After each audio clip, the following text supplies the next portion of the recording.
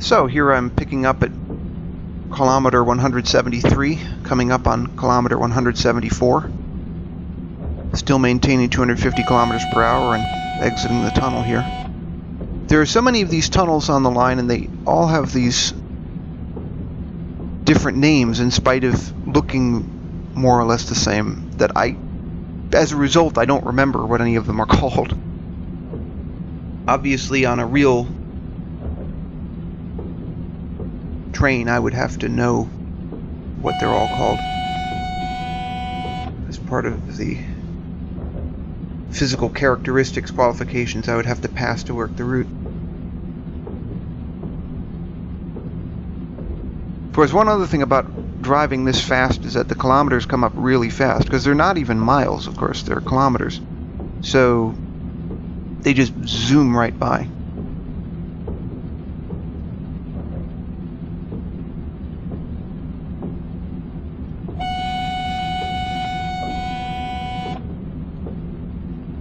They include a steam locomotive in the pack, actually, that this line comes with. They give you 3 ICEs, if I'm remembering. I think that the 1, the 2, and the 3. They give you a Class 103 electric locomotive, which was the first 200 km per hour locomotive that Deutsche Bundesbahn had. And then they give you a 216 class and 218 class diesel. So diesels, 2 of them. And they give you a Prussian P10 steam locomotive. So more than half of what they give you isn't really relevant to this line, actually. So it's as much a German trains pack as it is a ICE pack. The name of the pack is high-speed trains, which again is confusing because if you are using the generic term high-speed trains, at least to railway enthusiasts, they think you mean Intercity 125s, and none are included, and no British routes are included.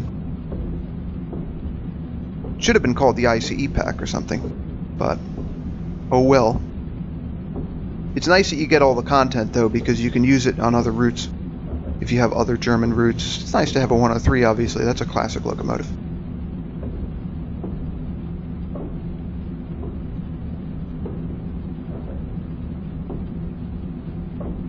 So here I'm zooming right along.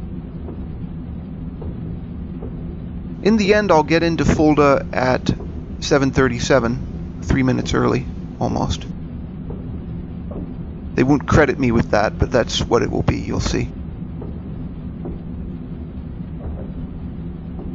And my theory as to why I did so well is that the instructions say the schedule is for 200 kilometers per hour.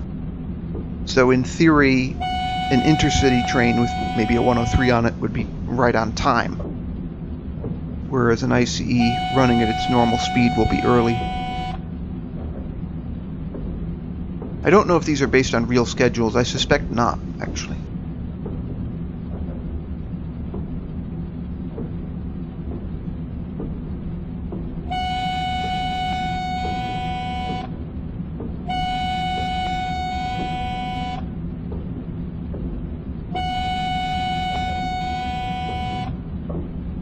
Bit of a frame rate issue there, but overall the frame rates on this are great because it's a very, very old simulator, and I have a computer that is literally from 10 years after this was released, so it can handle it very well. I suppose these frame rate issues wouldn't come up if I cranked the graphics down, but in general, it runs so well with the best graphics, why not use the best?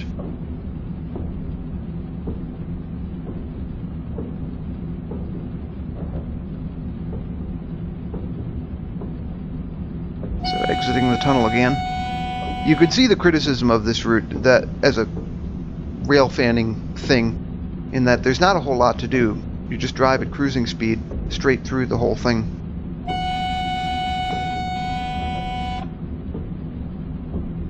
And there's very little complication. Some of the scenarios involve challenges beyond this. You could make this a little bit more difficult by adding construction zones with temporary speed restrictions and things like that, or a tremendous amount of traffic. But by and large, this is a very easy route to drive when there's nothing going wrong.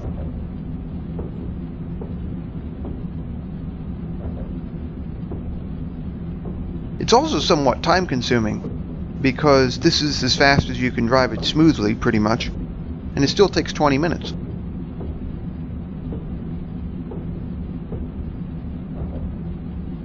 Here I'm trying some of the view controls.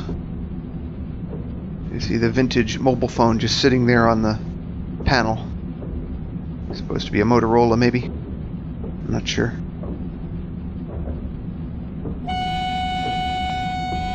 That sort of dates it a little bit.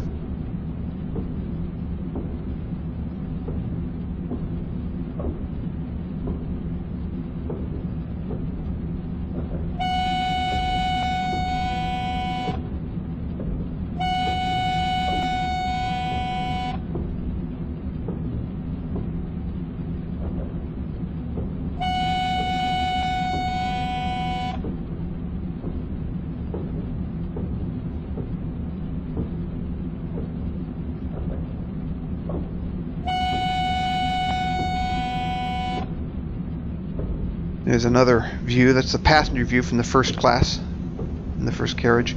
ICE-3s were actually EMUs. They were not locomotive hauled. So if you're in the lead carriage, you could look into where the driver is sitting.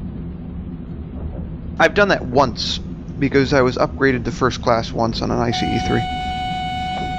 But I was a little bit too far back to really appreciate it.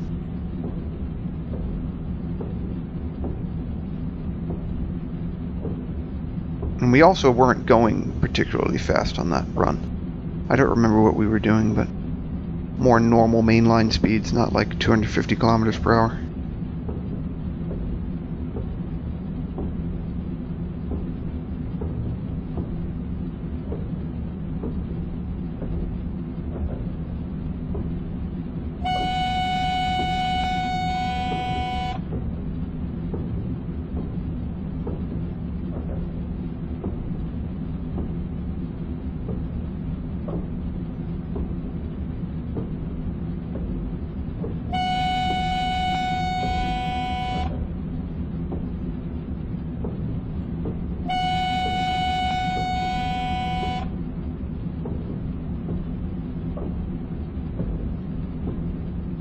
There are some yards along the way, but as I said, no stations.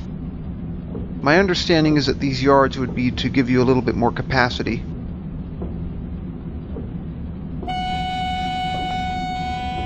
But they are not stations.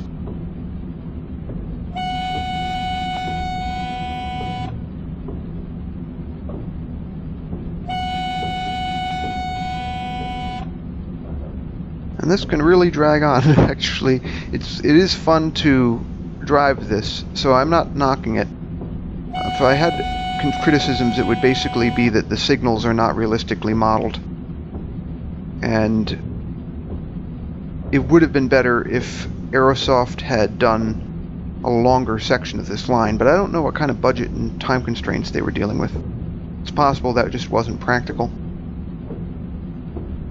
It also would have been nice to have the old pre-high-speed line, if there was one, that paralleled this, so that you could run the steam engine on it.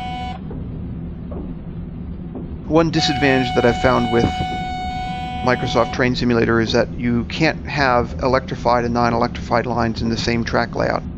It's not like Oron trains in that way.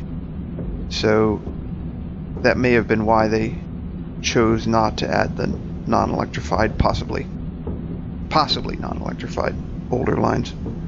Probably were electrified, actually, so it's not necessarily an issue. But anyway, I'm running out of time on this video, and I will conclude in the next video. So I'll see you there.